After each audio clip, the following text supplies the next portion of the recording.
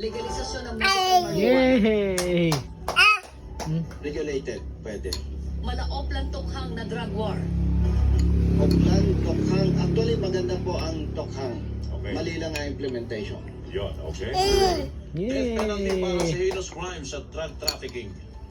Hindi po ako pabor sa death penalty para sa heinous crime and drug trafficking sapagkat may problema po pa tayo sa criminal justice system. Masasacrifice po ang buhay ng tao. Bakit? Nagagawa ang ebidensya, nababayaran ng witness.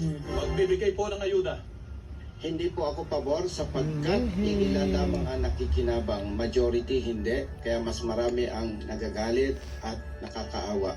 At ito po ay pera ng taong bayan, dapat po ay mapakinabangan ng pantay-pantay para sa lahat ng nangangailangan. Mag-amyenda sa konstitusyon. Wow. Yes po, sa usaping ano lamang po sa economy. Ayan, right. Ito na po ang ating huling tanong, Congressman Busita. Ikaw na ba